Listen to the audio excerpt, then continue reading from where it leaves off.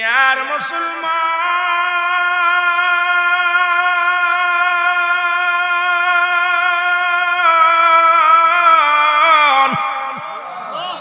যুবক ডাকতে বলে নবী গো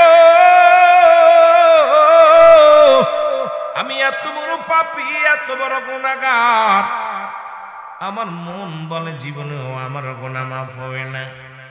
নবী বলে ডাকতে বলে যুবক রে তুমি তওবা করো এমন কি গুনাহ করেছো? বলে নবী গো অনেক দিন যাবত মক্কা মদিনায় কোনো মানুষ মরে না, আমিও কাফনের কাপড় চুরি করতে পারি না, আমার ব্যবসাও লাভ হয় না, হুজুর বড় কষ্টের মধ্যে আছি। হঠাৎ শুনতে পারি পাশের জমিনের মধ্যে পাশের এলাকায় একটা যুবতী নারী দুনিয়া থেকে বিদায় হয়ে গেছে। ইয়া রাসূলুল্লাহ ইয়া হাবিবাল্লাহ, আমি আস্তে আস্তে সেই যুবতীর জানাজায় যাই। লোকজনে জানাজা পড়া শেষে কাফন দাফন পরাইয়া ওই গোরস্থানে যখন রাইখা দিছে আমি রাতের অপেক্ষা আছি। ইয়া রাসূলুল্লাহ ইয়া হাবিবাল্লাহ, রাত্র যখন নেমে আসছে সবাই নির্জন, সবাই যখন বাড়ি ফিরে গেছে নবী গো আমি আস্তে আস্তে গোরস্থানে প্রবেশ করলাম। গোরস্থানে প্রবেশ করিয়া ওই মেয়েটার কবরখানে আমি হাত দিয়ে করলাম, মাটি সরাইয়া কবরের ভিতরে প্রবেশ করলাম। কবরের ভিতরে প্রবেশ করিয়া নবী গো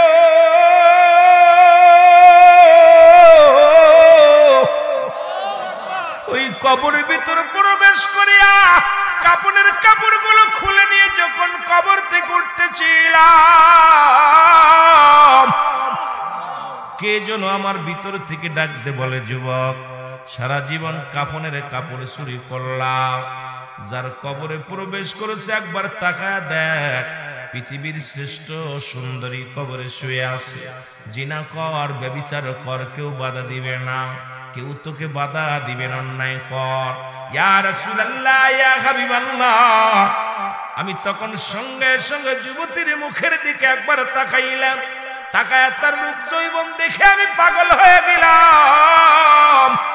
ওই কবরের ভিতরে ওই নারীর সঙ্গে জিনায় লিপ্ত হয়ে গেলাম। ইয়া রাসূলুল্লাহ ইয়া হাবিবাল্লাহ, আমার নবী শোনার সঙ্গে সঙ্গে বলে যুবক রে দূর হয়ে যা, আমার সামনে থেকে দূর হয়ে যা। ডাক দে বলে নবী গো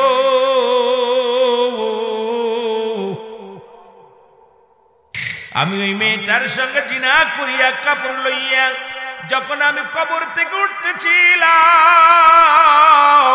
নবী গো ভিতর থেকে একটা আওয়াজ আসলো, ডাক দে বলে যুবক আজকে তুমি আমার সামনে অন্যায় করলা, আমি কোনো প্রতিবাদ করতে পারলাম না, জীবনে কোনো পুরুষ আমার জীবনে আসে নাই, আজকে তুমি আমার মরার পরে আজকে সেই সরলতা নিয়া আজকে তুমি আমার সেই সুযোগ সন্ধানী অন্যায় করলাম, আমি আল্লাহর আদালতে মামলা দিলাম, আমার আল্লাহ যেন কোনোদিন তোরে ক্ষমা করে না। জোরে জোরে চিল্লায় বলা যাবে না আল্লাহু আকবার। আল্লাহর নবী ডাকতে বলে যুবক রে কি বলতে চাও? বলে নবী গো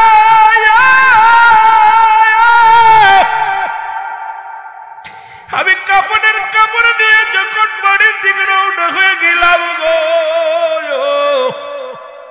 বাড়ি এসে গোসল করে খানা খাইয়া রাত্রে যখন ঘুমাইতে গেলাম ওই আওয়াজটা বারবার আমার কানে এসে লাগতে লাগলো, যুবক তুমি আমার সনে অন্যায় করেছো, তুমি আমার সনে ব্যভিচার অন্যায় করলা, আজকে আমি তোমার বাধা দিতে পারলাম না, আমি অসহায়, আল্লাহর আদালতে মামলা দিলাম, আল্লাহ যেন কোনোদিন তোমারে ক্ষমা না করে। ইয়া রাসূলুল্লাহ ইয়া হাবিবাল্লাহ, এরপর থেকে আমি আর ঘুমাইতে পারি না, খাইতে পারি না, আমি রাস্তার পাগল, আমি ঘরের বাইর হয়ে গেছি। ইয়া রাসূলুল্লাহ ইয়া হাবিবাল্লাহ, নবী গো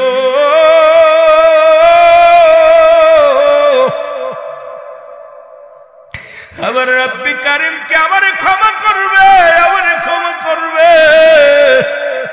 নবী বলে যুবক রে তুমি দূর হয়ে যাও, আমার সামনে থেকে দূর হয়ে যাও। নবীজি তাড়িয়ে দিলেন, যুবক কাঁদতে কাঁদতে জঙ্গলার দিকে রওনা হয়ে গেলেন। একদিন নয় দুদিন নয় 40টা দিন অঝার নয়নে চোখের পানি ফেললেন। চোখের পানি ফেলে ফেলে কাঁদতে লাগলেন, আল্লাহ তুমি আমারে মাফ করে দাও, আমাকে মাফ করে দাও। কাঁদতে কাঁদতে চোখের পানি পড়ে গা হয়ে গেছে। খানা খায় না, গাছের লতা পাতা খায়, আর আল্লাহর দরবারে কান্দার, আল্লাহ তুমি যদি আমারে মাফ না করো আমি কোথায় যাব? আমি অন্যায় করেছি, আমারে মাফ করে দাও।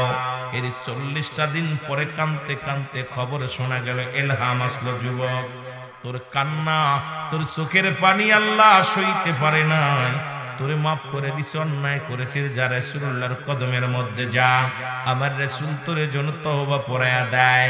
যুবক 40টা দিন পরে কাঁদতে কাঁদতে আসলেন রাসূলুল্লাহর দরবারে। আমার নবী তাকায়া দেখে সেই তরতাজা যুবকটা কঙ্কাল হয়ে গেছে, গায়ের মধ্যে কোনো গোস্ত নাই, একদম শুকায়া কঙ্কাল হয়ে গেছে। নবী ডাকতে বলে, যুবক রে তুমি আবার কেন আইছো? বলে, ইয়া রাসূলুল্লাহ, ইয়া হাবিবাল্লাহ, নবী গো,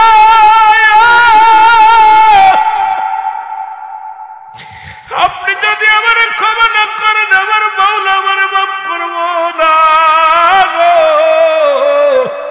আমি এই দুনিয়ার মধ্যে যত কান্না জীবনটা কুরবানি করে দিব, তবু যেন আমার আল্লাহ আমার মাফ করে দেয়। আমার আল্লাহ রাব্বুল আলামিন জিবরিল আমিনকে খবর দেয়, জিবরিল যাও আমার হাবিবরে জানায়া দিয়ে আসো, ওই যুবকের কান্না সহ্য করতে পারি নাই, যৌবনের তারুণ্যে পরে অন্যায় করে ফেলেছে, আর অজার নয়নে কাঁদতে কাঁদতে আমি আল্লাহরে খুশি করে ফেলেছে, কারণ ওই কান্না চোখের পানি আমি সহ্য করতে পারি নাই।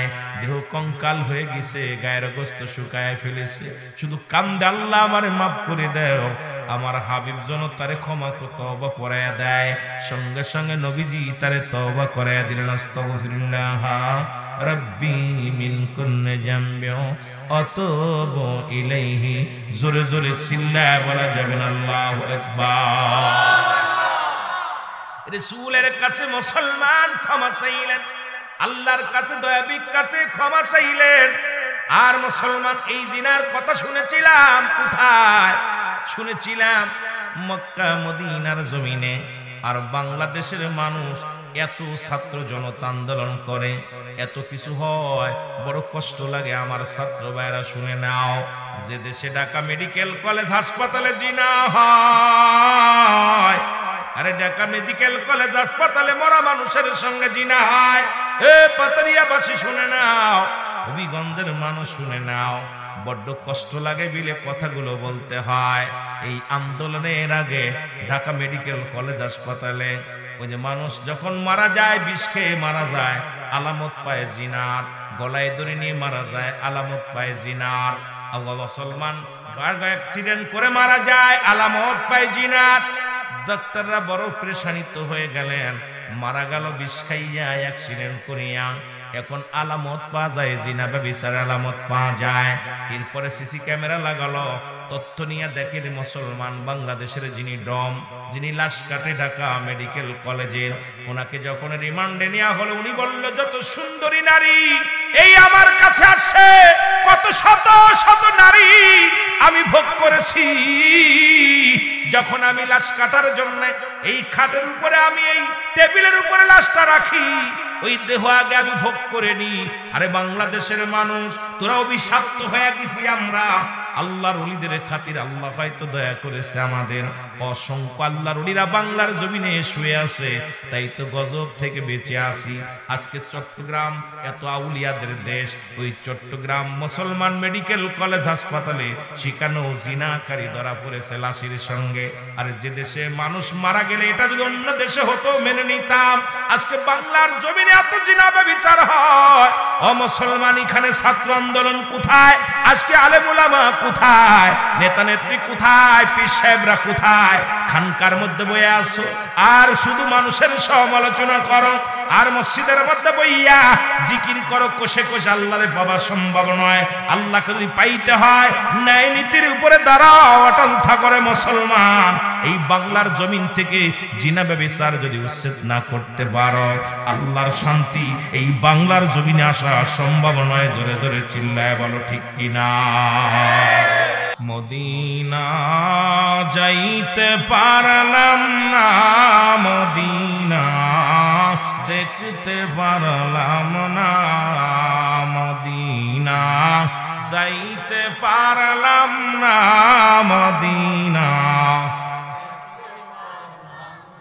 আমি অসহায় তাই এত দূরে রই, অসহায় তাই এত দূরে রই, দূর থেকে সালাম জানাই, বলো দূর থেকে জানাই, মদিনা যাইতে পারলাম না, মদিনা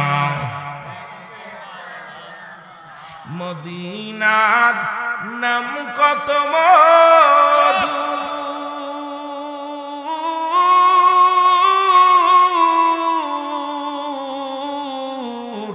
মদিনা আর যে কত দূর,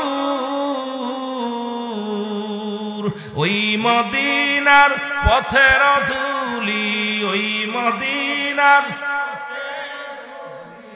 মাখতে পারলাম না, মদিনা যাইতে পারলাম না, মদিনা দেখতে পারলাম না, মদিনা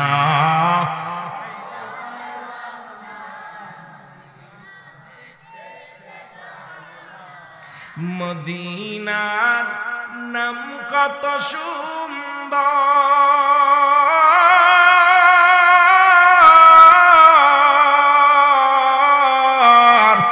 মদিনা কেড়ে সে অন্তর,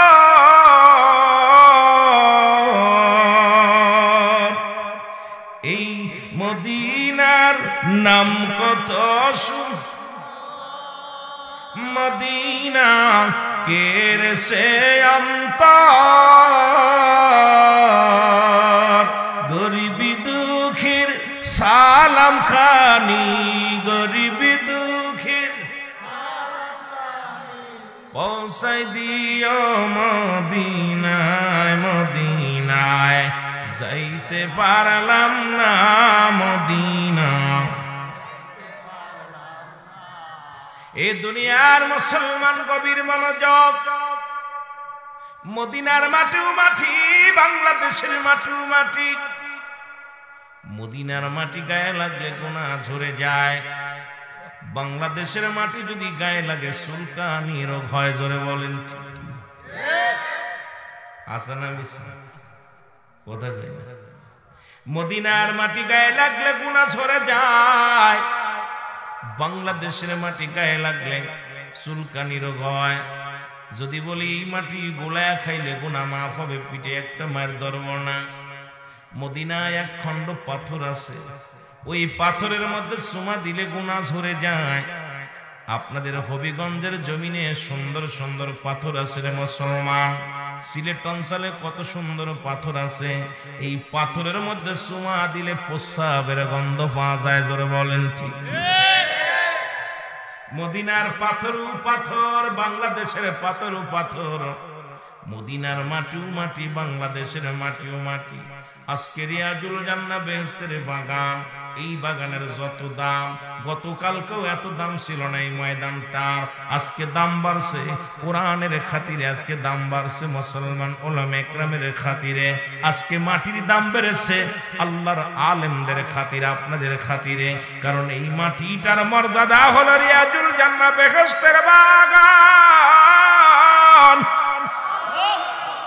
এ মুসলমান, আগে হলো বেহেশত, তারপরে হলো বাগান, আগে হলো বেহেশত, তারপরে হলো বাগান। সুতরাং রিয়াজুল জান্নাহ বেহেশতের বাগান, এই বাগানের অনেক দাম, এই বাগানের অনেক মর্যাদা। যারা বুঝছে তারা এই বাগান খানাকে ধরে বসছে, যারা বোঝে নাই তারা বোঝে নাই। ও মুসলমান, এই বাগানের দিকে যদি কোনো বান্দা রওনা হয়ে যায়, প্রতিটা কদমে কদমে আমার আল্লাহ রাব্বুল আলামিন বান্দার সগীরা গুনাহগুলো মাফ করে দেয়, জোরে বলেন সুবহানাল্লাহ। কত দাম দেখছেন এই বাগানের, কত দাম রে মুসলমান। এ মুসলমান শোনো, এই পাতারিয়ার জমিনে, পুরান পাতারিয়ার জমিনে দিকে যখন আল্লাহর কোন পাগল যখন রওনা হয়ে গেছে, প্রতিটা কদমে কদমে আমার আল্লাহ সগীরা গুনাহগুলো মাফ করে দিয়েছে। জোরে বলেন সগীরা গুনাহগুলো মাফ। বান্দা তুমি সগীরা গুনাহ করো নাই, পদে পদে করছো কবিরা গুনাহ, নামাজ ছেড়ে দিয়া কবিরা গুনাহ, মিথ্যা বলা কবিরা গুনাহ, বেগানা মহিলার সঙ্গে দেখা দিয়া কবিরা গুনাহ, বেগানা পুরুষের সঙ্গে দেখা দিয়া কবিরা গুনাহ, হাজার প্রকার গুনাহ করছো বান্দা।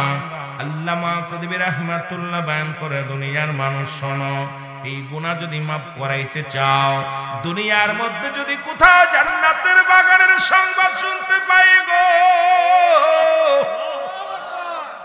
ওই জান্নাতের বাগান খানাকরে ধরে। বান্দা যখন কবরের ভয়ে, জাহান্নামের ভয়, ও মুসলমান, কিয়ামত পর্যন্ত আর কোন নবী আইব না, কিয়ামত পর্যন্ত নবীদের দরজা বন্ধ, কিয়ামত পর্যন্ত তওবার দরজা খোলা। ওই পাপী ব্যক্তি যখন গুনার কথা মনে করিয়া আল্লাহর দরবারে দুটি চোখের পানি ছেড়ে কান্দে, আল্লাহ আমার জীবনের শেষ মাহফিল, আল্লাহ আমার জীবনের শেষ রাত, আল্লাহ কবরের ভয়, জাহান্নামের ভয়, মরণের ভয়, এই ধারণা, এই চিন্তাধারা মাথার মধ্যে নিয়া বান্দা যখন খাস তওবা করে আল্লাহ বলে ডাক দেয়, আমার আল্লাহ রাব্বুল আলামিন বান্দার জীবনের দরিয়া দরিয়া গুনাহগুলো মাফ করে দেয়। জোরে বলা যাবে না সুবহানাল্লাহ? আর একটু জোরে জোরে চিল্লায় বলা যাবে না আল্লাহু আকবার? এর কত গুনাহ করছির মওলা জীবনে, কত করছির মওলা জীবনে, মাফ করে দাও মাহফিলের খাতিরে, বলো মাফ করে দাও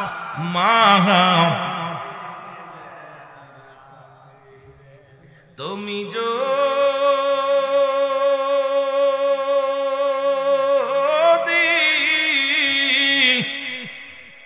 মাফ না করো আল্লাহ বান্দারে, তোমার বান্দা যাবে গো মওলা কার কাছে, তোমার বান্দা যাবে গো মওলা কার কাছে। আল্লাহুম্মা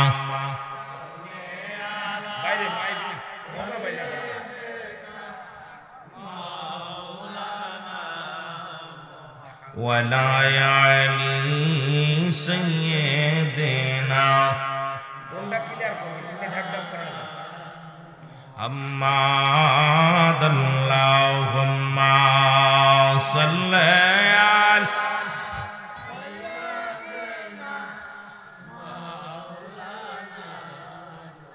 ولا علي سيدنا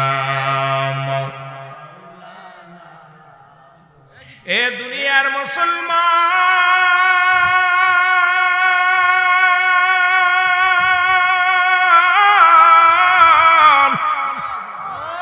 রাহমাতুল্লিল আলামিনের কদমের মধ্যে এক যুবক আসলেন, বলে ইয়া রাসূলুল্লাহ, ইয়া হাবিবাল্লাহ, নবী গো আমি অপরাধী, আমারে আপনি মাফ করায়া দেন, নবী গো আমারে আপনি তওবা করায়া দেন। জোরে বলেন আল্লাহু আকবার।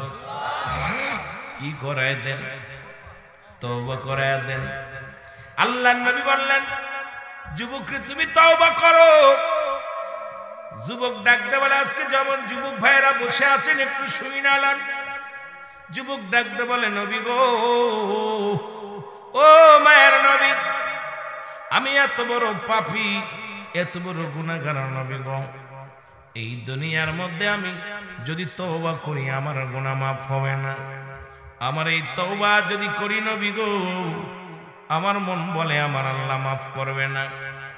আল্লাহর নবী বলে যুবক রে তুমি তওবা করো, জোরে বলেন আল্লাহু আকবার।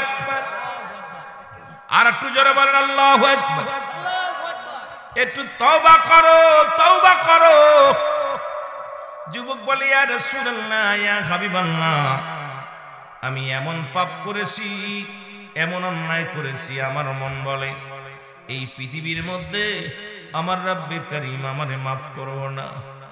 আল্লাহর নবী কয় যুবক রে এমন কি অপরাধ করেছে, এমন কি অন্যায় করেছে যা আমার মাওলা মাফ করবে না? যুবক কান্দার বলে নবী গো, আপনি জানেন এই মক্কা মদিনার জমিনে কাফনের কাপড় চুরি হতো, জোরে বলেন আল্লাহু আকবার। কবর থেকে কাফনের কাপড় চুরি হতো। ইয়া রাসূলুল্লাহ, ইয়া হাবিবাল্লাহ, ওই কাফনের কাপড় নবী বলে হ্যাঁ।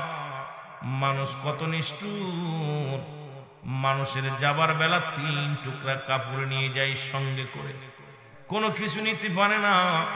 এই মানুষটাকে উলঙ্গ করে পণ্যে থেকে কাপড়খানা খুলে নেয়। অনেক দুঃখ, অনেক কষ্ট পাইলেন মায়ার নবীজি। বললেন ও যুবক, আমিও বড় কষ্ট পাইলাম এই কথা শুনে। যুবক রে, যুবক বলে ইয়া রাসূলুল্লাহ, ইয়া হাবিবাল্লাহ, মায়ার নবী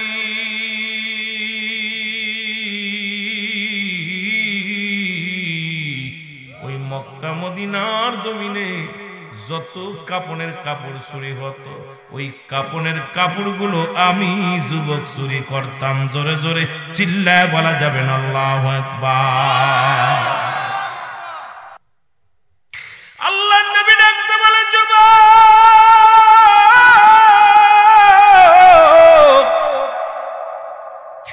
যে মানুষটা চিরদিনের জন্য বিদায়, দুনিয়ার সম্পদ রেখে, দুনিয়ার বেলাখানা রেখে বিদায় হয়ে যায়, 3 টুকরা কাপড় মাত্র সঙ্গে নিয়ে যায়, তুমি সেই 3 টুকরা কাপড় চুরি করেছো।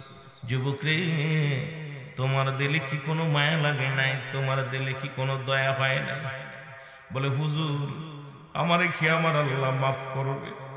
আমার নবী কয় যুবক রে, যদিও চুরি করেছো এখন ক্ষমা চাও, আমার আল্লাহ মা তোমারে মাফ করে দিবে। যুবক ডাকতে বলে নবী গো,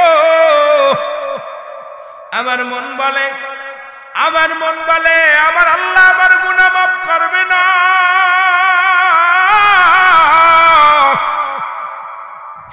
আমার আল্লাহ আমার পাপী, আমি এমন পাপী রে, এই পাপীর গুনাহ মাফ করবে না। আমার নবী বলে যুবক রে তওবা কর, তওবাকারীর গুনাহ আল্লাহ মাফ করে দেয়। বলে নবী গো, আমি শুধু তওবা করি না, আমি তওবা করলে আমার গুনাহ মাফ হবে না, কারণ আমি এত বড় অপরাধ করেছি, আমি এত বড় জালিম অপরাধী। নবী গো, আমার রব্বে কারীম আমার গুনাহ মাফ করবে না। জোরে জোরে চিল্লায়া বলা যাবে না আল্লাহু আকবার। আমি পাপী অপরাধী, মওলা তোমার দয়া চাই, বলো আমি পাপ।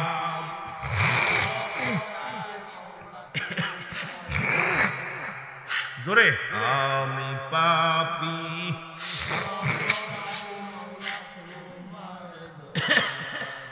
আরো জোরে বলেন আমি পাপী, এর তুমি যদি না করো দয়া,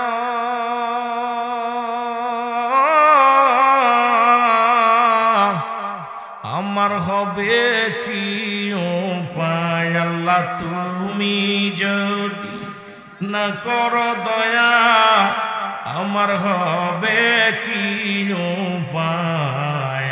আমি পাপী,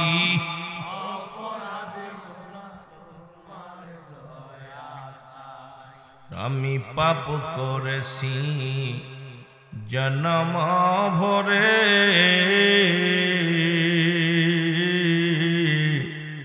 ক্ষমা চাই গো ওহে মওলা জান্নাতের বাগানে, ক্ষমা চাই গো ওহে আল্লাহ আজকের মাহফিলে ওরে দয়া কর দয়াল আল্লাহ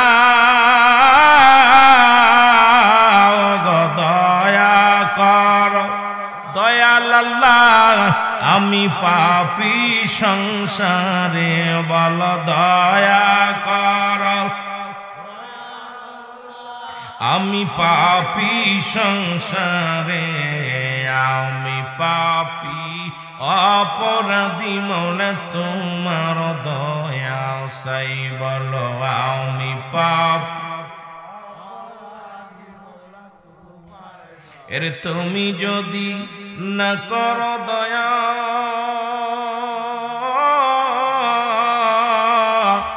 আমার হবে কি উপায় আমি পাপ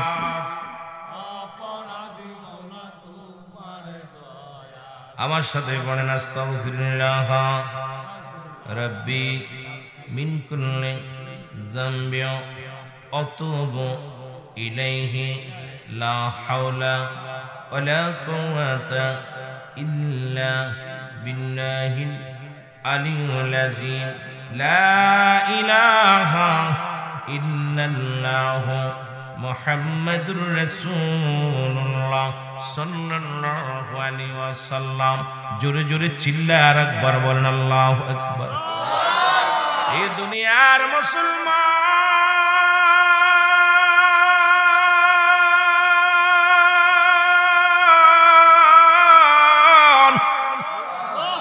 যুবক ডাকতে বলে নবী গো আমি এত বড় পাপী এত বড় গুনাহগার আমার মন বলে জীবনেও আমার গুনাহ মাফ হবে না নবী বলে ডাকতে বলে যুবক রে তুমি তওবা করো এমন কি গুনাহ করেছো বলে নবী গো অনেক দিন যাবত মক্কা মদিনায় কোনো মানুষ মরে না আমিও কাফনের কাপড় চুরি করতে পারি না আমার ব্যবসাও লাভ হয় না হুজুর বড় কষ্টের মধ্যে আছি হঠাৎ শুনতে পারি পাশের জমিনের মধ্যে পাশের এলাকায় একটা যুবতী নারী দুনিয়া থেকে বিদায় হয়ে গেছে ইয়া রাসূলুল্লাহ ইয়া হাবিবাল্লাহ আমি আস্তে আস্তে সেই যুবতীর জানাজায় যাই লোকজনে জানাজা পড়া শেষে কাফন দাফন পরাইয়া ওই গোরস্থানে যখন রাইখা দিছে আমি রাতের অপেক্ষা আছি ইয়া রাসূলুল্লাহ ইয়া হাবিবাল্লাহ রাত্র যখন নেমে আসছে সবাই নির্জন সবাই যখন বাড়ি ফিরে গেছে নবী গো আমি আস্তে আস্তে গোরস্থানে প্রবেশ করলাম গোরস্থানে প্রবেশ করিয়া ওই মেয়েটার কবরখানে আমি হাত দিয়ে করলাম মাটি সরাইয়া কবরের ভিতরে প্রবেশ করলাম কবরের ভিতরে প্রবেশ করিয়া নবী গো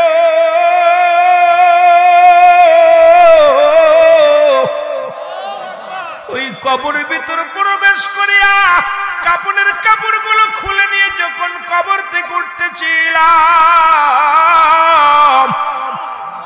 কে যেন আমার ভিতর থেকে ডাকতে বলে যুবক সারা জীবন কাফনের কাপড়ে চুরি করলাম যার কবরে প্রবেশ করেছে একবার তাকায়া দেখ পৃথিবীর শ্রেষ্ঠ সুন্দরী কবরে শুয়ে আছে জিনা কর ব্যভিচার কর কেউ বাধা দিবে না কেউ তোকে বাধা দিবে না অন্যায় কর ইয়া রাসূলুল্লাহ ইয়া হাবিবাল্লাহ আমি তখন সঙ্গে সঙ্গে যুবতীর মুখের দিকে একবার তাকাইলাম তাকায়া তার রূপ যৌবন দেখে আমি পাগল হয়ে গেলাম ওই কবরের ভিতরে ওই নারীর সঙ্গে জিনাই লিপ্ত হয়ে গেলাম ইয়া রাসূলুল্লাহ ইয়া হাবিবাল্লাহ আমার নবী শোনার সঙ্গে সঙ্গে বলে যুবক রে দূর হয়ে যা আমার সামনে থেকে দূর হয়ে যা ডাক দে বলে নবী গো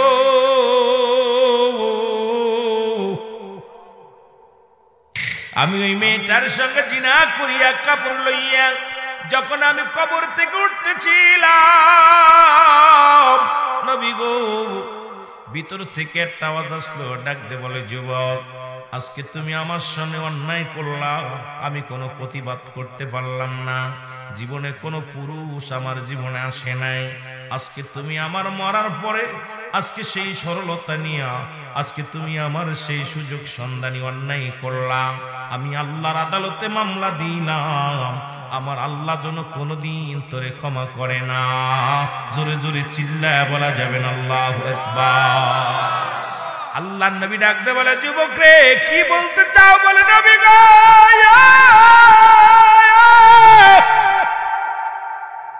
আমি কাপড়ের কাপড় নিয়ে যখন বাড়ির দিকে রওনা হয়ে গেলাম গো, বাড়ি এসে গোসল করে খানা খাইয়া রাত্রে যখন ঘুমাইতে গেলাম, ওই আওয়াজটা বারবার আমার কানে এসে লাগতে লাগলো, যুবক তুমি আমার সনে অন্যায় করেছো, তুমি আমার সনে ব্যভিচার অন্যায় করলা। আজকে আমি তোমার বাধা দিতে পারলাম না, আমি অসহায়। আল্লাহর আদালতে মামলা দিলাম, আল্লাহ যেন কোনোদিন তোমারে ক্ষমা না করে। ইয়া রাসূলুল্লাহ, ইয়া হাবিবাল্লাহ, এরপর থেকে আমি আর ঘুমাইতে পারি না, খাইতে পারি না, আমি রাস্তার পাগল, আমি ঘরের বাইর হয়ে গেছি। ইয়া রাসূলুল্লাহ, ইয়া হাবিবাল্লাহ, নবী গো,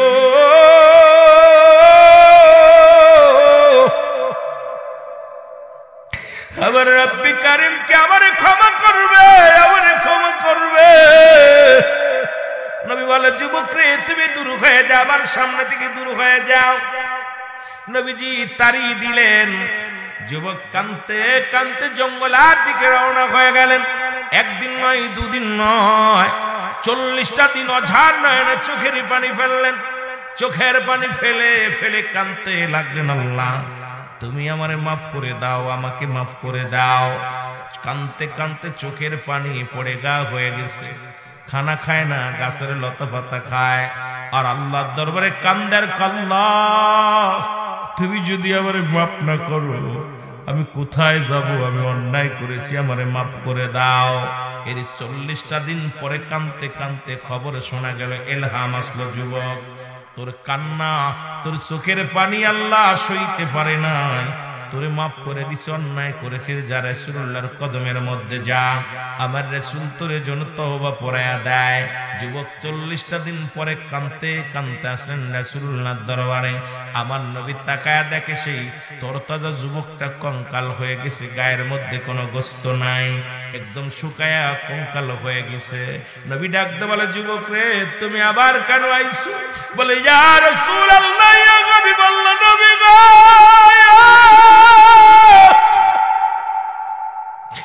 আপনি যদি আমার ক্ষমা না করেন, আমার মাওলা আমার মাফ করব না। আমি এই দুনিয়ার মধ্যে যত কান্না, জীবনটা কুরবানি করে দিব, তবু যেন আমার আল্লাহ আমার মাফ করে দেয়। আমার আল্লাহ রাব্বুল আলামিন জিবরিল আমিনকে খবর দেয়, জিবরিল যাও আমার হাবিবরে জানায়া দিয়ে আসো, ওই যুবকের কান্না সহ্য করতে পারি নাই, যৌবনের তারুণ্যে পরে অন্যায় করে ফেলেছে, আর অজার নয়নে কাঁদতে কাঁদতে আমি আল্লাহরে খুশি করে ফেলেছে। কারণ ওই কান্না, চোখের পানি আমি সহ্য করতে পারি নাই, দেহ কঙ্কাল হয়ে গেছে, গায়ের গোস্ত শুকায় ফেলেছে, শুধু কান্দে, আল্লাহ আমারে মাফ করে দাও। আমার হাবিব যেন তারে ক্ষমা তওবা পড়ায়া দেয়। সঙ্গে সঙ্গে নবীজি তারে তওবা করায়া দিলেন, আস্তাগফিরুল্লাহ রাব্বি মিন কুল্লি যামবিন আতুবু ইলাইহি। জোরে জোরে চিল্লায় বলা যাবে না আল্লাহু আকবার। রাসূলের কাছে মুসলমান ক্ষমা চাইলেন, আল্লাহর কাছে দয়াবির কাছে ক্ষমা চাইলেন। আর মুসলমান এই জিনার কথা শুনেছিলাম কোথায়? শুনেছিলাম মক্কা মদিনার জমিনে। আর বাংলাদেশের মানুষ এত ছাত্র জনতা আন্দোলন করে, এত কিছু হয়, বড় কষ্ট লাগে। আমার ছাত্র ভাইরা শুনে নাও, যে দেশে ঢাকা মেডিকেল কলেজ হাসপাতালে জিনা হয়, আরে ঢাকা মেডিকেল কলেজ হাসপাতালে মরা মানুষের সঙ্গে জিনা হয়। এ পাতারিয়াবাসী শুনে নাও, হবিগঞ্জের মানুষ শুনে নাও, বড্ড কষ্ট লাগে বিলে কথাগুলো বলতে হয়। এই আন্দোলনের আগে ঢাকা মেডিকেল কলেজ হাসপাতালে ওই যে মানুষ যখন মারা যায়, বিষ খেয়ে মারা যায়, আলামত পায় জিনার, গলায় দড়ি নিয়ে মারা যায়, আলামত পায় জিনার। মুসলমান অ্যাক্সিডেন্ট করে মারা যায়, আলামত পায় জিনার। ডাক্তাররা বড় পেরেশানিত হয়ে গেলেন, মারা গেল বিষ খাইয়া, অ্যাক্সিডেন্ট করিয়া। এখন আলামত পাওয়া যায়, জিনা ব্যভিচারের আলামত পাওয়া যায়। এরপরে সিসি ক্যামেরা লাগালো, তথ্য নিয়ে দেখেন মুসলমান বাংলাদেশের যিনি ডম, যিনি লাশ কাটে ঢাকা মেডিকেল কলেজের, ওনাকে যখন রিমান্ডে নেওয়া হলো, উনি বলল যত সুন্দরী নারী এই আমার কাছে আসছে, কত শত শত নারী আমি ভোগ করেছি। যখন আমি লাশ কাটার জন্য এই খাটের উপরে, আমি এই টেবিলের উপরে লাশটা রাখি, ওই দেহ আগে আমি ভোগ করে নি। আরে বাংলাদেশের মানুষ, তোরা অভিশপ্ত হয়ে গেছি আমরা। আল্লাহর ওলিদের খাতির আল্লাহ হয়তো দয়া করেছে, আমাদের অসংখ্য আল্লাহর ওলিরা বাংলার জমিনে শুয়ে আছে, তাই তো গজব থেকে বেঁচে আছি। আজকে চট্টগ্রাম এত আউলিয়াদের দেশ, ওই চট্টগ্রাম মুসলমান মেডিকেল কলেজ হাসপাতালে সেখানেও জিনাকারী ধরা পড়েছে লাশের সঙ্গে। আর যে দেশে মানুষ মারা গেলে এটা যদি অন্য দেশে হতো মেনে নিতাম, আজকে বাংলার জমিনে এত জিনা ব্যভিচার হয়। ও মুসলমান, এখানে ছাত্র আন্দোলন কোথায়? আজকে আলেম উলামা কোথায়? নেতা নেত্রী কোথায়? পীর সাহেবরা কোথায়? খানকার মধ্যে বয়ে আসো আর শুধু মানুষের সমালোচনা করো, আর মসজিদের মধ্যে বইয়া জিকির করো কোষে কোষে। আল্লাহরে পাওয়া সম্ভব নয়। আল্লাহকে যদি পাইতে হয় ন্যায় নীতির উপরে দাঁড়াও, অটল থাকরে মুসলমান। এই বাংলার জমিন থেকে জিনা ব্যভিচার যদি উচ্ছেদ না করতে পারো, আল্লাহর শান্তি এই বাংলার জমিনে আসা সম্ভব নয়। জোরে জোরে চিল্লায় বলো ঠিক কিনা? যারা মিডিয়া চালান এরা দেখছেন, আমি আশ্চর্য হয়ে গেছি যে আমার দেশ প্রায় 90% মুসলমান, 92% মুসলমানের রাষ্ট্রে মর্গে হয় জিনা, মরা মানুষের সঙ্গে। এই জিনা হয়েছিল কোথায়? মক্কা মদিনায়, কবরের ভিতরে। আর বাংলাদেশে ঢাকা মেডিকেল কলেজ হাসপাতাল, আমাদের চট্টগ্রাম মেডিকেল কলেজ হাসপাতাল। আমি মিথ্যা বললেন আপনি রিং লাগান, খবর নেন, না পাইলে জিব্বা কেটে নেবেন। মিথ্যা হলে জিব্বাটা কেটে নেবেন, কারণ মিথ্যা আমি বলতে আসি নাই। আজকে এত আন্দোলন চলতেছে, এত আন্দোলন করতেছো, মাজার গুলো ভেঙে দিচ্ছ, মাজার আল্লাহর ওলিদের মাজারের সঙ্গে বিদ্রোহী করতেছো।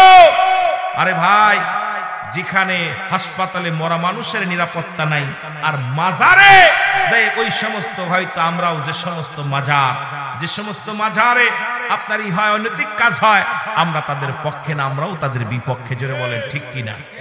আরো জোরে বলেন ঠিক কিনা?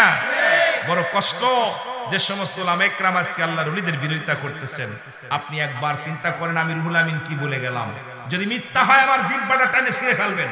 যদি মিথ্যা বলে যাই, আজকে যেখানে চিকিৎসা, যেখানে মরা মানুষ মর্গে যেও শান্তি নাই, সেখানে জিনা হয়, তাহলে আজকে ভাঙতে হলে অল বাংলাদেশ ভাঙা লাগবে। জোরে বলেন ঠিক কিনা?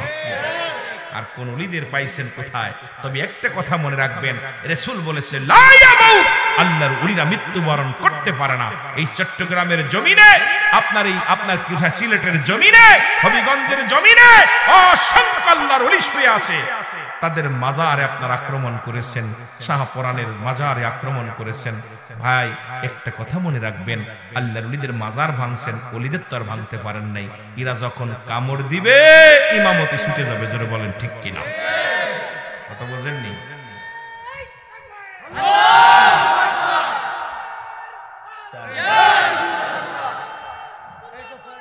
জিন্দাবাদ, জিন্দাবাদ,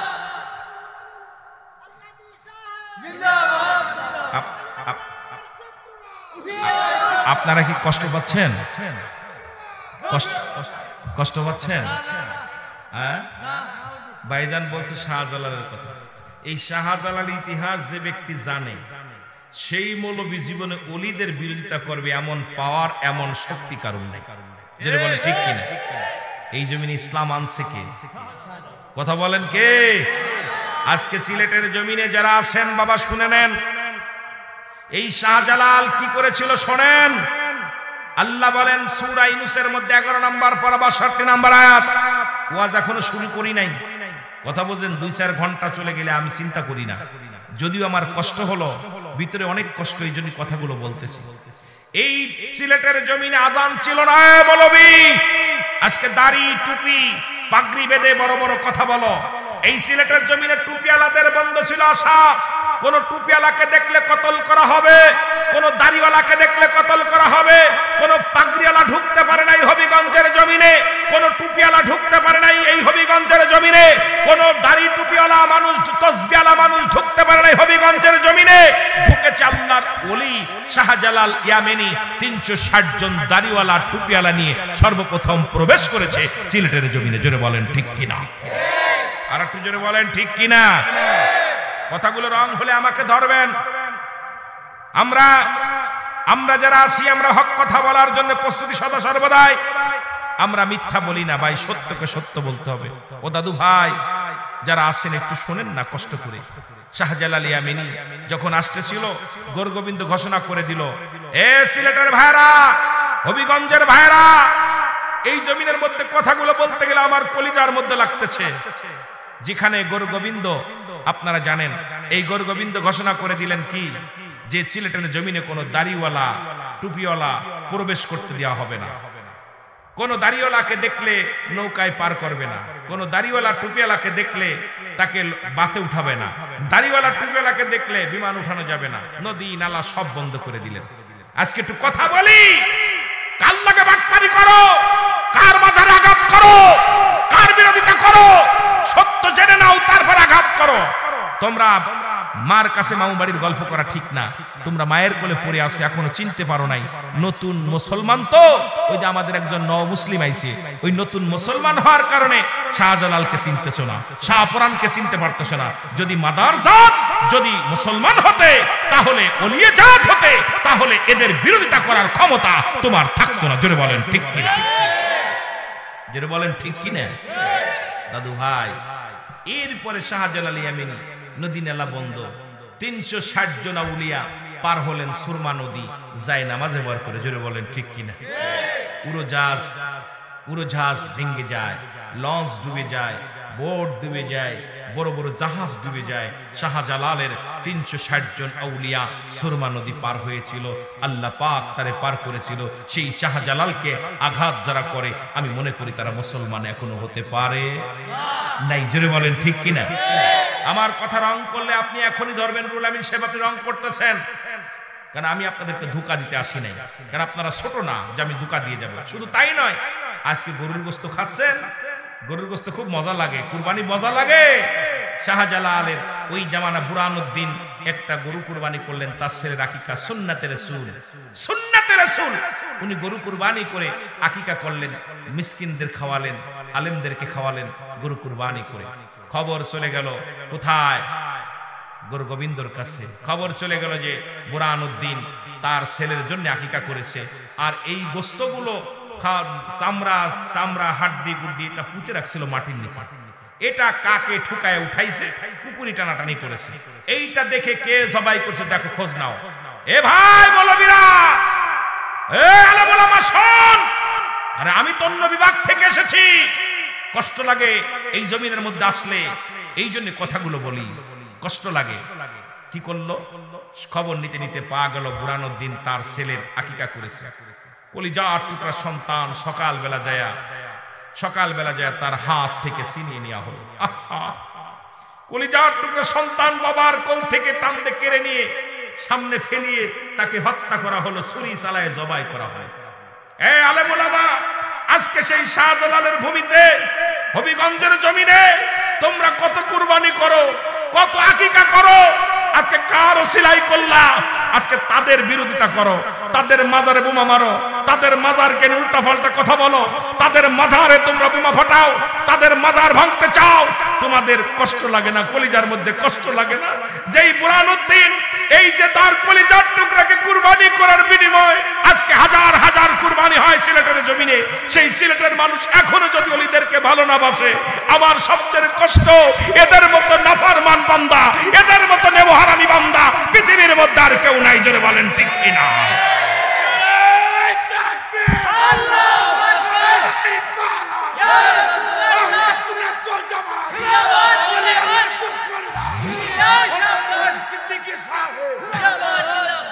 আমরা ভুল করতে পারি, আমরা দূরের মানুষ, আমরা ভুল করতে পারি। আপনারা তো বাড়ির মানুষ, মায়ের খবর জানেন, সেখানে যখন আঘাত করতে জানে একটু কি কলিজার মধ্যে লাগে না? আজান ছিল না, এই সিলেটের জমিনে কোনো আজান ছিল না। শাহজালাল আমিনে আজান দিয়েছে, আল্লাহু আকবার, গোর গোবিন্দের উপরে স্বাদ ভেঙে গেছে। জোরে বলেন ঠিক কিনা? আজকে যখন আজান দেন মসজিদে, একবার কি মেম্বার সাহেব, মুয়াজ্জিম সাহেব ওই মেম্বারে দাঁড়ায় একবার কি চিন্তা করেন যে আজকে আজান আমি দিতে পারতাম না এইভাবে, শাহজালাল আনছে। আরে সিলেটের মানুষ, তোরা কেমন নে মহারামি, তোরা কেমন নিষ্ঠুর, সেদিকে তোরা আঙ্গুল তুলিস। আমার কলিজার মধ্যে আঘাত লাগে তখনই যে সিলেটের মানুষগুলো এত ভুল করবে কেন, এত ভুল করবে কেন? কারণ ভুল করলে তো ভুলের মাসুল দিতেই হবে বাবা।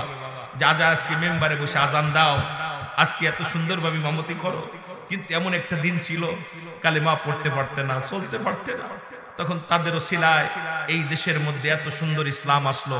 তাদেরকে ভালোবাসার দরকার নাই, দয়া করে নিরাপত্তা থাকো। যদি তোমার মন না চায় দরকার নাই, তোমার মন যদি না চায়, আমি বলতেছি না তুমি তাদের শ্রদ্ধা করো, ভালোবাসো, দরকার নাই, কিন্তু একবার ভাবো বসে বসে যে তাদের অবদান কি অস্বীকার করতে পারবা?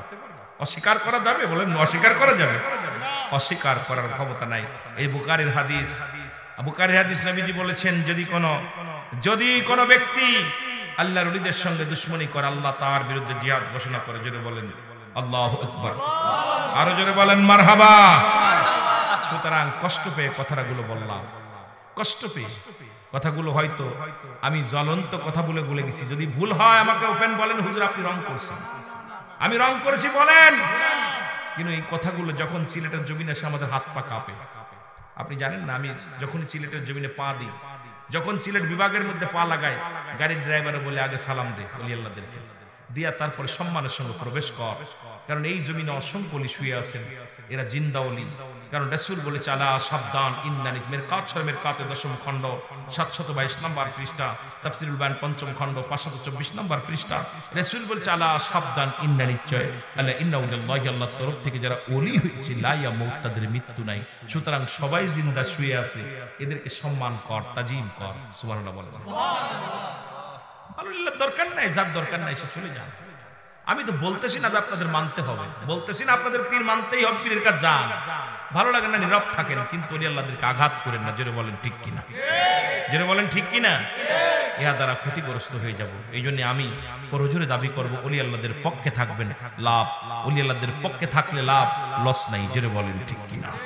একটু মহব্বতের সঙ্গে দুরূদ শরীফ পড়েন, আল্লাহুম্মা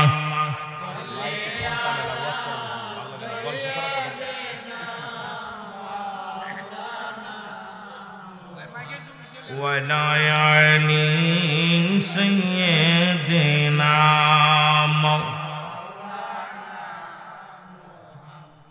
আমার মনে বড় আশা ছিল যাব মদিনায়, বলেন মনে বড় আশা ছিল যাব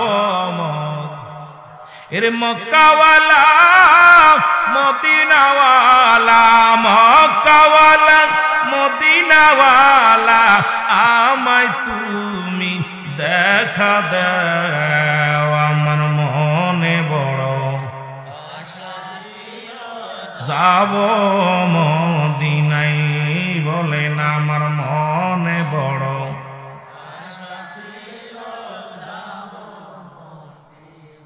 এ ভাইরা আমার, বন্ধুরা, ওলি আল্লাহদের কি কাজে লাগে আমি বলে যাই, শোনো।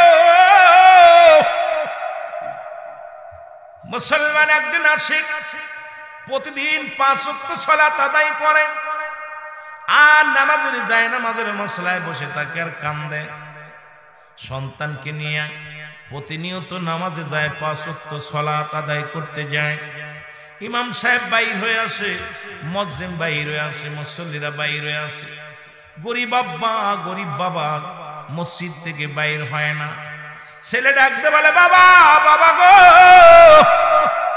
সব মুসল্লি বাইর হয়ে গেল, ইমাম সাহেব বাইর হয়ে গেল, মুয়াজ্জিম বাইর হয়ে গেল, বাবা গো তুমি কেন বাইর হও না? বাবাই ডাকতে বলে, বাবারে আমি গরিব মানুষ, আমার রাসূলের প্রেমে আমি পড়ে গেছি, আমি গরিব মানুষ, দিন মজুরি মানুষ, মদিনায় যাইতে পারি নাই, এই যায় নামাজের মধ্যে বসে কান্দি। যদি একদিন মদিনায় যাইতে পারতাম ওই মদিনার দুলাবালি গায়ে লাগাইতাম। জোরে বল আল্লাহু আকবার। এর সালাম আমি করব গিয়া, সালাম আমি নবীজির রওয়াজায়। আমার মনে বড় আশা ছিল যাব মদিনায়, আমার মনে বড়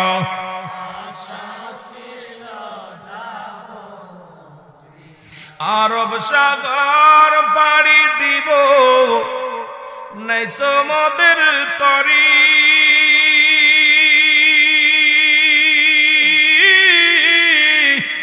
পাখা নয় তো উড়ে যাব ডানাতে ভর করি।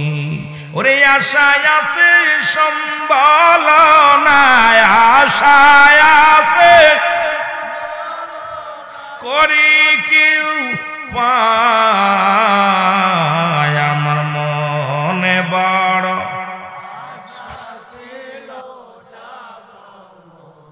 একটু মহব্বতে বলেন, মনে বড় আশা ছিল যাব কে যাও ভাই পাতারিয়া বাসি সোনার মদিনা।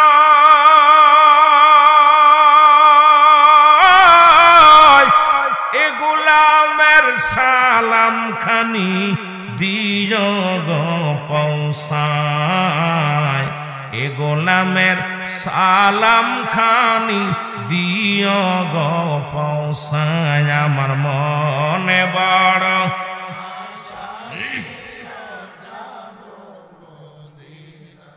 এ ভাইরা আমার, প্রতিনিয়ত বাবাই কান্দে,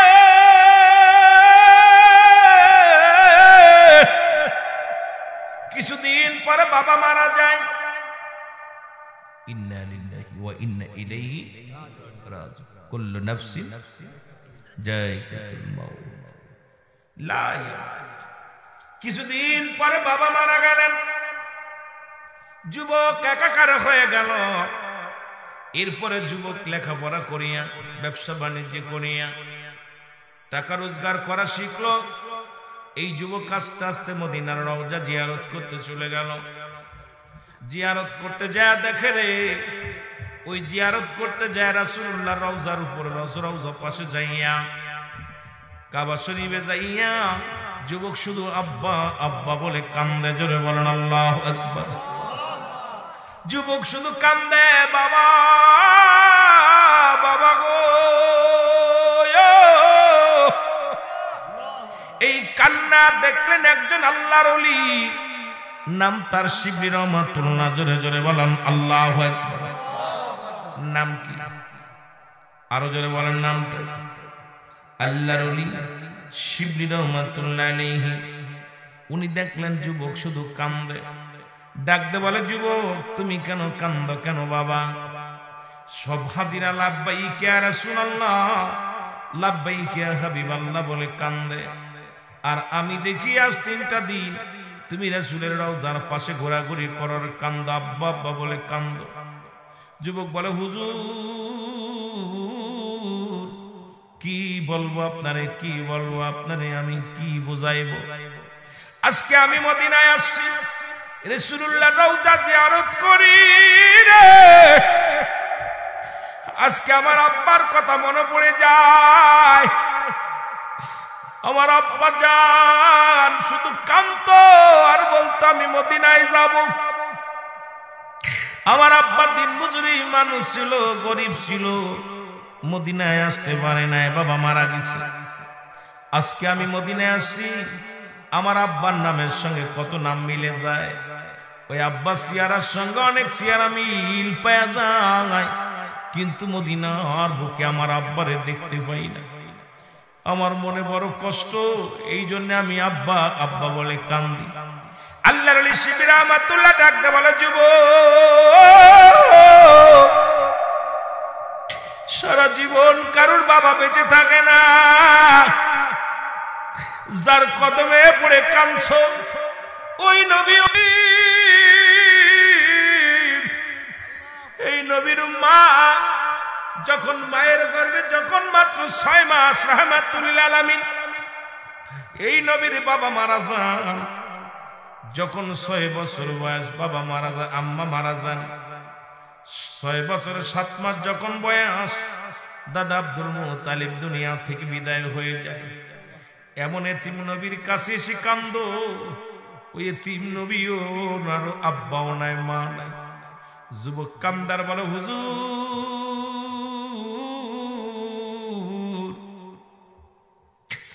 আজকে আমার বাবার কথা মনে পড়ে যায়, আজকে আমার বাবার কথা মনে পড়ে যায় বড্ড।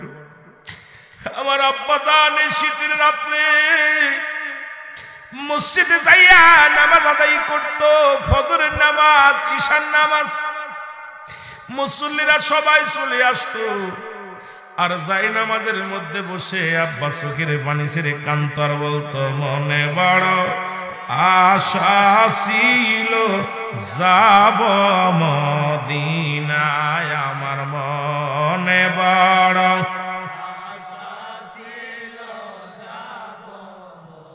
আরো যদি বলেন, আমার মনে বড়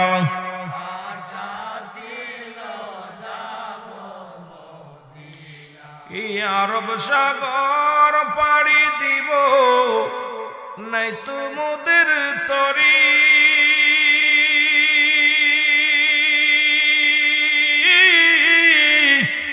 পাখা নাই তুড়ে যাব ডানাতে ভর করি। ওরে আশায় আছে সম্বল নাই, আশায় আছে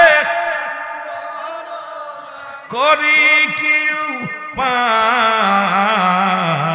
আমার মনে বড় যাব মদিনায়, আমার মনে বড়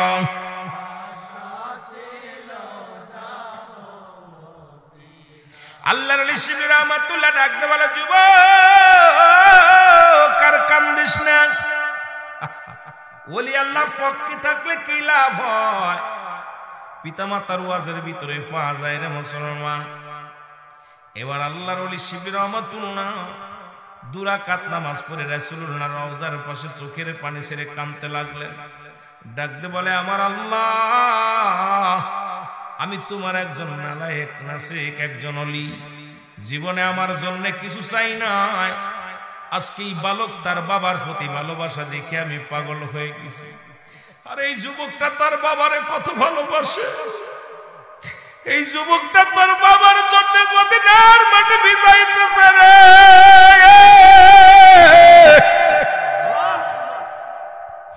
এই যুবক তার বাবারে কত ভালোবাসে।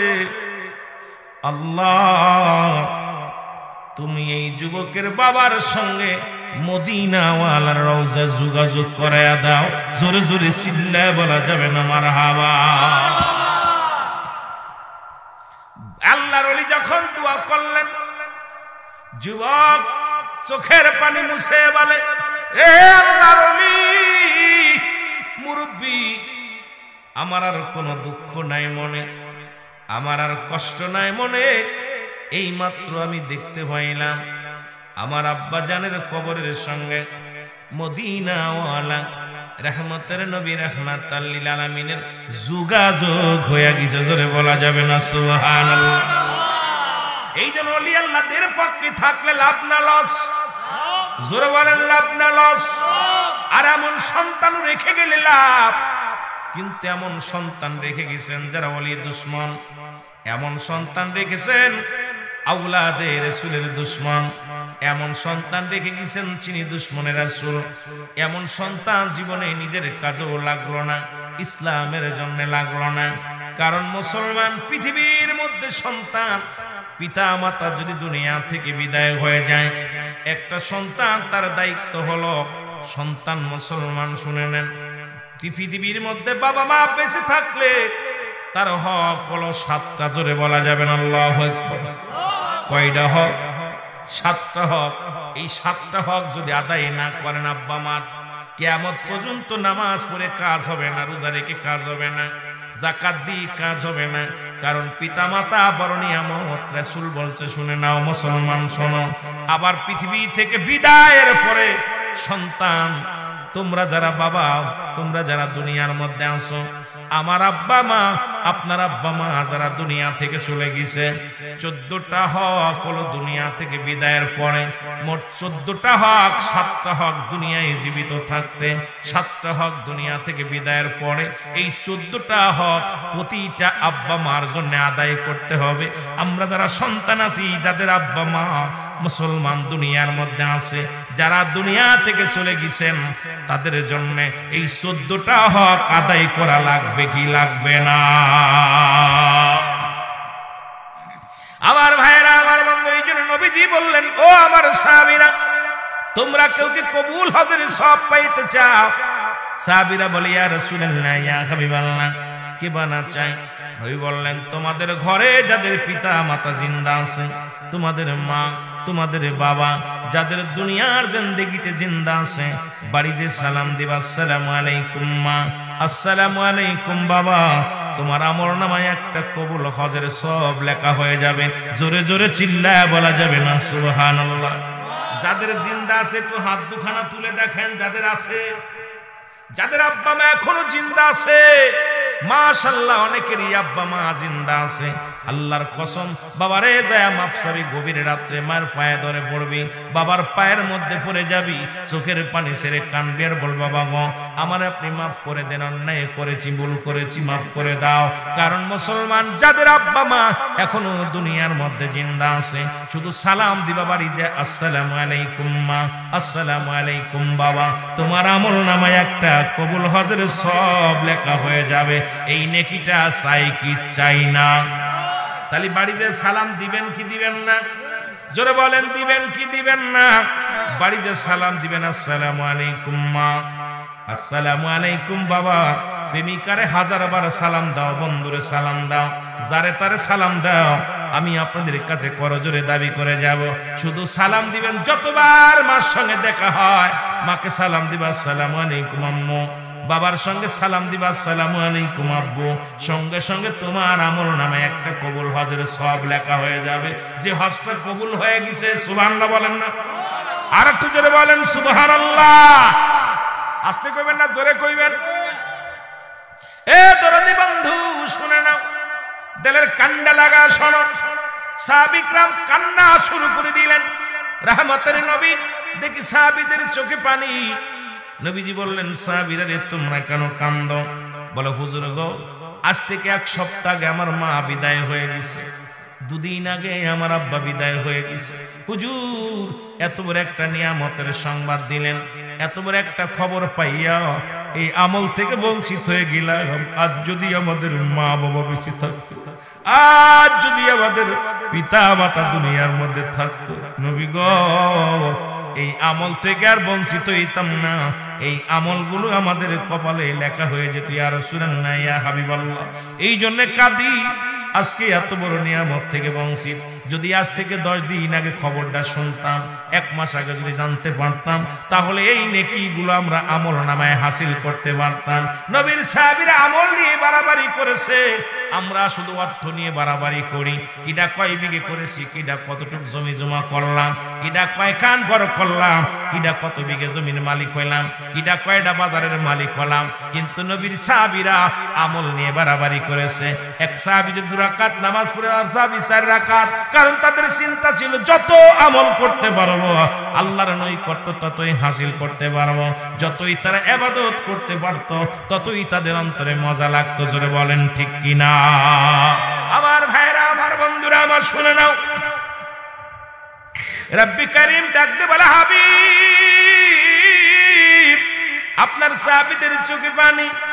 আমার নবীরে জানায়া দিলেন, আমার আল্লাহ রাব্বুল আলামিন কয়, জিবরিল যাও, যাদের আব্বা নাই, যাদের মা নাই, তাদের জানায়া দিয়ে আসো, তারা যেন এইভাবে দোয়া করে, রাব্বির হামহুমা কামা রব্বায়ানি সগীরা। বলেন, রব্বির হামহুমা কামা রব্বায়ানি সগীরা। জোরে জোরে চিল্লায়া বলা যাবে না মারহাবা? আর একটু জোরে বলেন আল্লাহু আকবার। এ যুবকেরা, যাদের আব্বা নাই মা নাই, পৃথিবীর মধ্যে আমি কয়টা কথা বলে যাই, 14টা হকের কথা বলে আলোচনা শেষ করব। আপনাদেরকে নিয়ে মুসলমান শোনো, পিতা মাতার হক হলো 14টা। কয়টা হক? জোরে বলেন কয়টা? 14টা হকের মধ্যে দুনিয়ার মধ্যে জিন্দা থাকতে 1 নম্বর হলো পিতা মাতার প্রতি শ্রদ্ধাশীল হওয়া লাগবে। যাদের জীবিত আছে, যাদের আব্বা মা জীবিত আছে, তাদের কথা আগে জানিয়ে দিয়ে যায়। 1 নম্বর হলো তাদের প্রতি শ্রদ্ধাশীল হওয়া লাগবে। কোন রকম তাদেরকে তাদের মতের বিরোধিতা করা যাবে না। কোন রকম তাদের অপদস্থ অপমানিত হবে এমন কোন কাজ করা যাবে না। কোন রকম তাদের মাথা ছোট হয়ে যাবে এই কাজ করা যাবে না। তাদের এমন শ্রদ্ধা করতে হবে রে মুসলমান, তাদের প্রতি শ্রদ্ধাশীল এমন ভাবে হওয়া লাগবে যেন মাথাটা উঁচু করে মা বাবার সামনে যে যখন দাঁড়াবি, খবরদার তোদের মাথা যেন উঁচু না হয়, মাথার যেন নিচু হয়ে থাকে। বাবার মায়ের সামনে যখন কথা বলবি, চোখ দুটি নামিয়ে কথা বলবি, চোখটা দুই নিচে মুখ হয়ে কথা বলবি, মাথা নত করে কথা বলবি। বাবাই ডাক দিলে এমন ভাবে শ্রদ্ধার সঙ্গে ডাকের সাড়া দিবা, এমন ভাবে তাদের কথা শুনবা যা দ্বারা পৃথিবীর মধ্যে তোমার থেকে এত শ্রদ্ধার পাত্র যেন হয়। প্রতিটা বাবা মা যেন পৃথিবীর সন্তানের কাছ থেকে সব চাইতে শ্রদ্ধার পাত্র হয়। সেই চেষ্টা আমাদের করা লাগবে কি লাগবে না? এ মুসলমান, কবির মনোযোগ। 2 নাম্বার হলো তাদেরকে মনে প্রাণে ভালোবাসতে হবে। সুবহানাল্লাহ বলেন না? মন থেকে প্রাণ থেকে এমন ভালোবাসতে হবে আব্বা মারে। বাবারা দিলের কান্ডা লাগা শোনো, আমি 14টা বিষয়ের উপরে একটু বুঝাইয়া দিয়ে যাই। এটা নিয়ে আলোচনা করলে রাত কেটে যাবে। তবে পিতা মাতার হকের কথা বলতে যাইয়া একটা বিষয় আমি জানিয়ে দিয়ে যাই। যাদের জীবিত অবস্থায় যাদের আব্বা মা আছে, সেই 7টা হকের কথা আগে আমি বললাম। মুসলমান, তাদের কেমন ভাবে ভালোবাসতে হবে।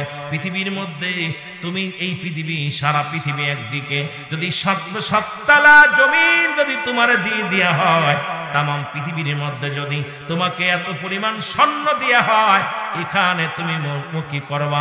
এর মুখাফিক্কি হবা না।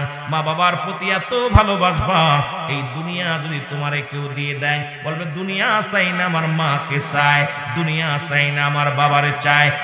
যুবক, তোদের পায়ে ধরে বলে যায়, শুনে রাখ, পৃথিবীর মধ্যে বাবা মার প্রতি এত ভালোবাসা দেখাবি, অল পৃথিবী যদি তোমারে দিয়ে দেয়া হয়। আজকে বাজান রে, মা বাবার একটা বউ আসি এক কানে মসর দিয়া কথা কয়, ছেলে এসে কথা বলে, মা বাবার বিরোধিতা করে, আর পিতামাতার প্রতি আমরা ভালোবাসা কমে যায়, আমরা তাদের প্রতি অসম্মান করি। জোরে জোরে চিল্লায় বলা যাবে না, ঠিক কিনা? একটু মহব্বতের সঙ্গে দুরূদ শরীফ পড়েন, আল্লাহুম্মা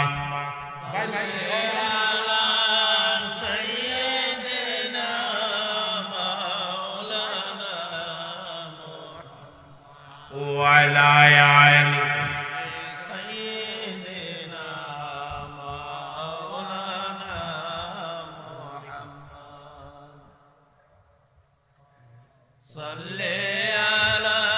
কথা বলবো আমার সাথে এ ভাইরা আমার, বন্ধুরা আমার, কথাগুলো ভালো করে শোনেন। পিতা মাতার কেমন ভালোবাসতে হবে। এখন আপনার বিবিরে বেশি ভালোবাসেন, ছেলেরে ভালোবাসেন, বারণ নাই তাদেরও ভালোবাসেন, কিন্তু এক পৃথিবীটাল পৃথিবী আপনার এক হাতের মধ্যে দিবে, আর একদিকে আপনার মা থাকবে, বাবা থাকবে। পৃথিবীর মানুষদেরকে জানায়া দিবেন, দুনিয়ার মানুষ শোনো, এই পৃথিবীর মুখাপেক্ষী নয়। আমি আমার মা পাগল, আমি আমার বাবা পাগল রে। আব্বা মা যদি দোয়া করে জান্নাত পাওয়া যাবে। পৃথিবীর কোন মৌলবী দোয়া করলে লাগতেও পারে, না লাগতে পারে, কিন্তু পিতা মাতা যদি একবার কোন সন্তানের জন্য উকলাতি করে, যদি কোন সন্তানের জন্য দোয়া করে, এই দোয়া বিফলে যায় না। জোরে জোরে চিল্লায়া বলা যাবে না আল্লাহু আকবার। এ আমার ভাইয়েরা, আমার বন্ধুরা, 3 নাম্বার হলো সর্বদাই, এ মুসলমান শুনে নাও, তাদেরকে তাদের কথা মেনে চলতে হবে, তাদেরকে মেনে চলতে হবে। বাবা বলছে ডানি যাস না, যা যাবে না। মা বলছে বামে যা যাবে না। বাবারে, বাবা মা মনে কষ্ট পেয়েছে, বউকে তালাক দিতে বলেছে, একটা মিনিট দেরি করিস না, বউকে তালাক দিয়া দে, ওই বইয়ের দরকার নাই। যদি বলে বাবারে এখন বর্তমান কত দেখলাম বরগুনার জমিনে মুসলমান, শুনে নাও, প্রেমিকার জন্য মাকে হত্যা করে ফ্রিজের ভিতরে আটকায় রাখছে। এত দুঃখ দুনিয়ার মধ্যে, আজকে মায়ের জন্য, প্রেমিকার জন্য মাকে হত্যা করে, প্রেমিকার জন্য বাবাকে হত্যা করে, এর সেইতে করুণ দৃশ্য আর কি থাকতে পারে মুসলমান? আজকে দুনিয়ার মধ্যে শুনে নাও, তাদের কথা মতো যদি না চলো, তাদের কথা মতো যদি না চলো, আল্লাহর কসম দুনিয়ার নামাজ রোজা সব বিফলে চলে যাবে। জোরে বলো আল্লাহু আকবার। আমার ভাইরা, আমার বন্ধুরা, আমার এই এক একটা বিষয়ের উপরে যদি গুরুত্ব দিয়ে আলোচনা করি গো, রাত শেষ হয়ে যাবে, আপনাদের বেশি কষ্ট দিব না। এ মুসলমান শুনে নাও, 4 নাম্বার তাদের খেদমত করা লাগবে। জোরে বলো আল্লাহু আকবার। 4 নাম্বার তাদের খেদমত করা লাগবে।